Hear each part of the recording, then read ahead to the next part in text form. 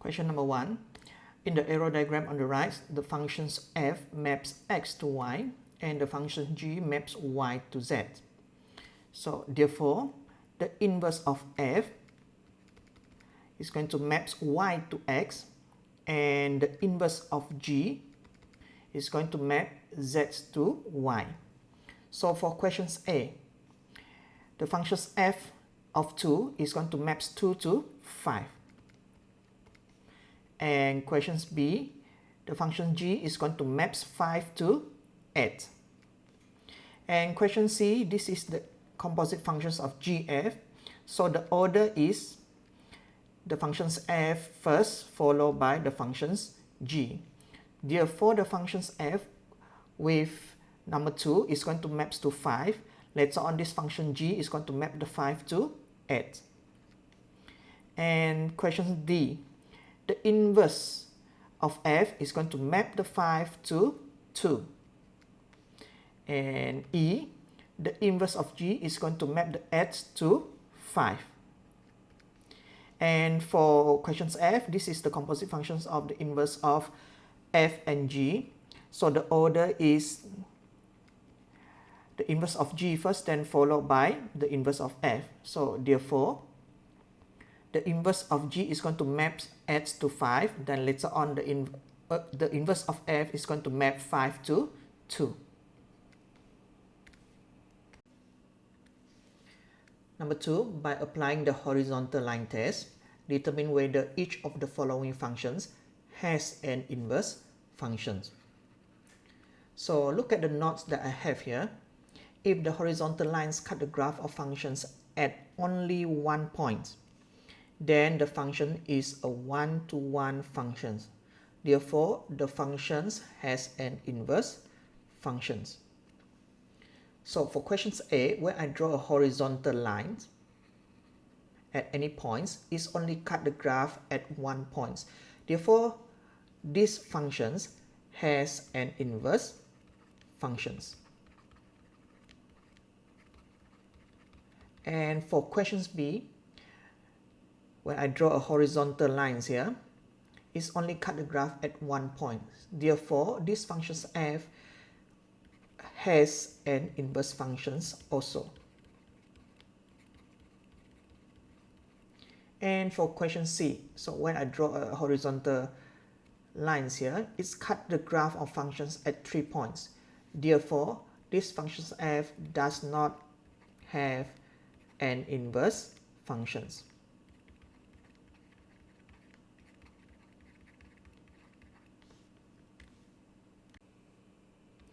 Question 3. The diagram below shows the graph of one-to-one functions. In each case, sketch the graph of inverse of f and hence state the domain of inverse of f. So look at the notes that I have down here. The graph of inverse of f is the reflections of the graph of f in the lines y equal to x. So this green dotted lines here is the lines y equal to x. So therefore, the graph of f will be reflected in these lines. So let us look at questions A. The points with the coordinate 4, 2, when it's being reflected in the lines y equal to x, the coordinates will become 2, 4. So when the graph being reflected, it will look like this. So this is the graph, the inverse of f. Now we want to find the domains of the inverse of f. So we are going to look at the x value of the inverse of f. So it is in between 0 to 2. Therefore, the domains of the inverse of f, the x is greater than or equal to 0 and less than or equal to 2. Questions B. The points here with the coordinate of 0, 4, when it's being reflected on the lines y equal to x, it will be at the coordinate of 4, 0. And the points here with the coordinates of 2, 0, after being reflected, it will be at the coordinate of 0, 2. So this is a straight line, so after being reflected, it will be a straight line as well. So this is the graph of the inverse of f. So now we want to state the domains of the inverse of f. So the domain of the inverse of f is in between 0 to 4. So the x is greater than or equal to 0 but less than or equal to 4. Question C. So the points with the coordinate 4x here, after being reflected, the coordinates of the point is at 4. So when the graph being reflected in the lines y equal to x, so this is the graph of the inverse of f. Now to find the domains of the inverse of f, so the value of x is in between 0 to 8. So x is greater or equal to 0 but less than or equal to 8. Question 4. Given f maps x to 2x plus h over x minus 3 and f of 4 is equal to 13. So A finds the value of h. So we're going to use this information to solve for the questions A. So we know that the f of 4 is equal to 13. So this is our functions f here. So now the x is equal to 4. So we're going to replace the x with 4.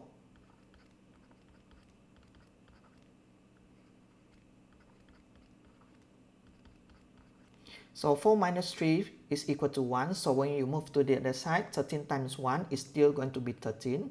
So this part will give you the answer of 8 plus h equal to 13. So h is equal to 13 minus 8, which is equal to 5. Next, we want to move to B. Finds the inverse f of 3. So first, we're going to find the inverse functions of f. So in questions A, we already know that the h is equal to 5. So we're going to replace the h here with number 5. So we have the functions f of x is equal to 2x plus 5 over x minus 3. So first, let's the inverse f of y equal to x. Then the f of x will be equal to y.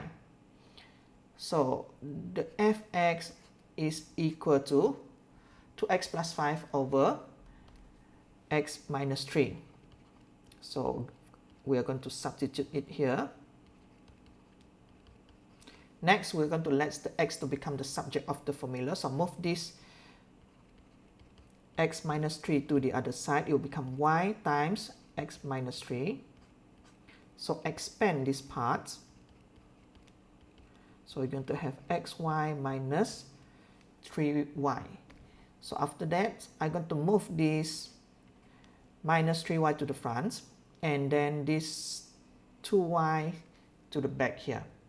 So we want to put the x on one side. So 5 plus 3y equal to xy minus 2y. Next, for this part, we have a common factor of x here, therefore we can factorize it. So x bracket y minus 2. To let the x to become the subject formula, move this to the other side. So 5 plus 3y over y minus 2. So x here is equal to the inverse f of y. So therefore, the inverse f of y is equal to 5 plus 3y over y minus 2. Then the inverse f of x is equal to 5 plus 3x over x minus 2. And in this case, the x cannot be equal to 2. Now we want to find the inverse f of 3. So I'm going to do this on this side here. So the inverse f of 3. So here we're going to replace the x with number 3.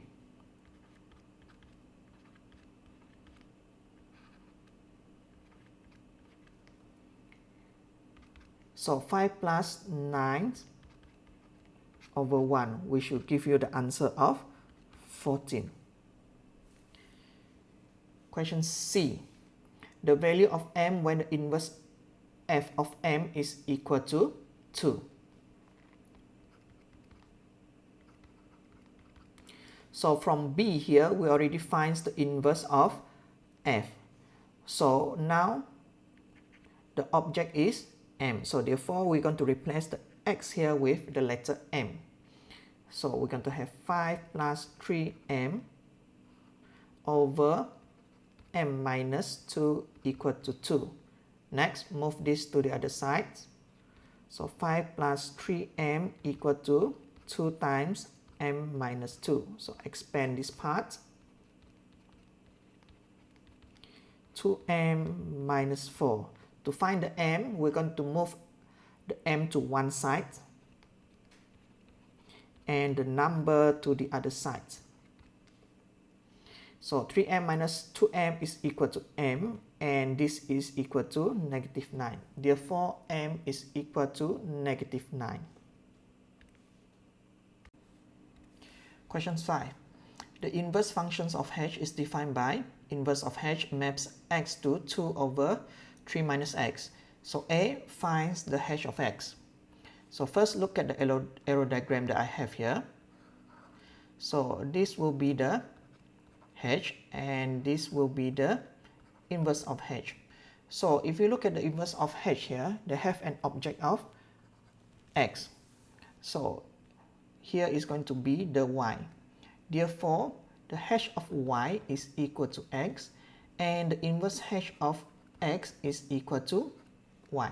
So we're going to use this to help us to solve for the A.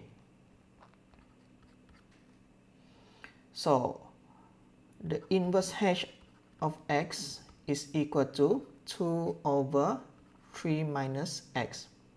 So first, let h of y equal to x. Then the inverse h of x is equal to y. So the inverse h of x is this one. So we're going to substitute 2 over 3 minus x here. Next, y times 3 minus x. So expand this, you're going to have 3y minus xy. Now to let the x to become the subject of the formula, so I'm going to move this minus xy to the front and this number 2 to the back. So we're going to have xy equal to 3y minus 2. So x is equal to 3y minus 2 over y. Now the x is equal to the h of y. So h of y equal to 3y minus 2 over y. Therefore, the h of x equal to 3x minus 2 over x. And in this case, the x is not equal to 0. So that is for A. Now we're going to move to B.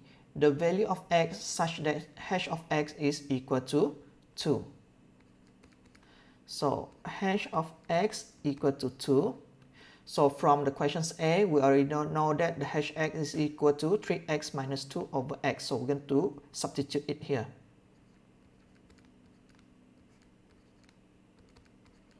So 3x minus 2 is equal to 2x. So we're going to move x on one side. So 3x minus 2x equal to, so this negative to the other side, 2. 3x minus 2x, so x is equal to 2. Question 6. Two functions f and g are defined by f maps x to 4x minus 17 and g maps x to 5 over 2x minus 7. Solve the equations. The inverse of f equal to the inverse of g. So first we're going to find the inverse of f and g first. So fx is equal to 4x minus 17. So first, let the inverse f of y equal to x. Therefore, the f of x is equal to y. So fx is equal to 4x minus 17. Now we're going to let the x to become the subject of the formula. So 4x equal to y plus 17. So x equal to y plus 17 divided by 4. So x is the inverse f of y.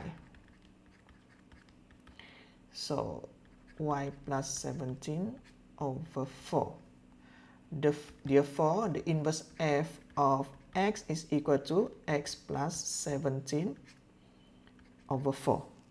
So this is for the inverse of f. Now let us find the inverse of g. So gx is equal to 5 over 2x minus 7. So first, let's the inverse g of y equal to x. Then the g of x is equal to y. So gx is equal to 5 over 2x minus 7. Now let's the x become the subject of the formula. Move it to the other side. So 5 equal to, so expand this, you're going to have 2xy minus 7y. So next I'm going to move this negative 7y to the front. So 5 plus 7y equal to 2xy. Next we have to move this 2y to the other side. So x is equal to 5 plus 7y over 2y. So x is equal to the inverse g of y. So the inverse g of y equal to 5 plus 7y over 2y. Therefore, the inverse g of x equal to 5 plus 7x over 2x. So in this case, the x is not equal to 0. Now, after we have found the inverse of f and g, now we can solve for this part. So the inverse of f, which is the x plus 17 over 4, is equal to the inverse of g, which is 5 plus 7x over 2x. Next, we are going to cross multiply this. So first, let us do this side. So 2x multiply x plus 17 equal to 4 times 5 plus 7x. So expand this. 2x squared plus 34x equal to 20 plus 28x. So this is a quadratic equation. So to solve this, first change this into the general form. So 2x squared plus 34x minus 28x minus 20 equal to 0. So we can solve for this last term, which is the x.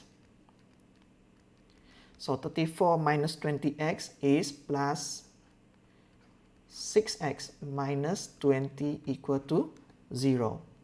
So here we have a, b, c, which is 2, 6, and negative 20. So we can simplify this by dividing all of the term by number 2. Next, we're going to have x squared plus 3x minus 10 equal to 0. So from here, we can do the factorizations. So it will be bracket x plus 5. Another bracket is x minus 2. So x plus 5 equal to 0 or x minus 2 equal to 0. So x is equal to negative 5 or x is equal to 2. Question 7. Farida carried out a physical activity during her leisure times. Then Farida calculated her estimated heartbeat rate by using the functions f equal to 17/20 multiply 220 minus x, where x is her age. So A, determine the inverse functions of these functions. So A, we have the function which is equal to 17/20 multiply 220 minus x. So first, let's the inverse f of y equal to x. Therefore, the f of x will equal to y. So fx is this. So we're going to substitute this into the fx here.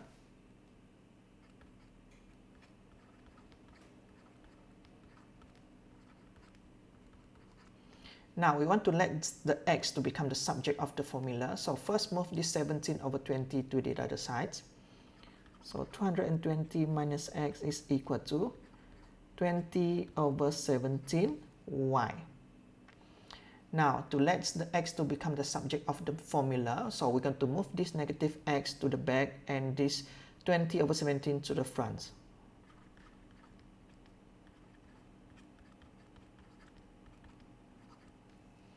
Now the x is equal to this, the inverse f of y. So the inverse f of y is equal to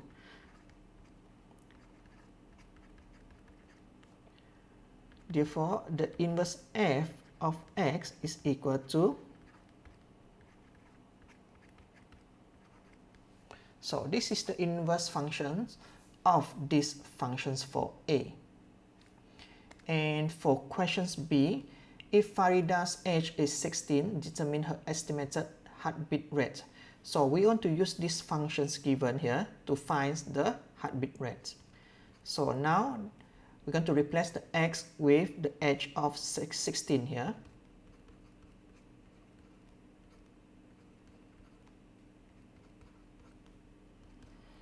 So this will be 17/20 multiply 204, which will give you the answer of 173.4.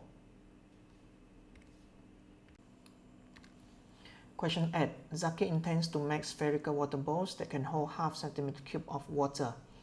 The volume of sphere V is given by V is equal to 4/3 pi r cube, where r is the radius of the sphere. So Zaki wishes to know how to determine r if V is given. So A, draw an arrow diagram of the functions f that maps r to V and its inverse functions f which maps V to r. So A, we're going to draw the arrow diagram. So here is going to be your r and this is going to be your V. So functions f is going to map r to V. And inverse functions of f is going to map V to r. So this is the arrow diagram for part A. For part B, hence determine the radius of the ball that can hold the volume of water according to the specifications. So the volume water is specific to half centimeter cube. So we're going to use the formula given here to solve for the r. So 4/3 pi r cube is equal to V. So V here we're going to replace with the specific water volume here, which is the half. So to find the r cube, we're going to move this 4/3 pi to the other side. So it will be 1/2 multiply 3/4 pi. So r cube is equal to 3/8 cube. To find the r, we're going to move the cube to the other side. So it will be the cube root of 3/8 pi. So solve this using your calculator. You're going to have the answer of 0.49 centimeter.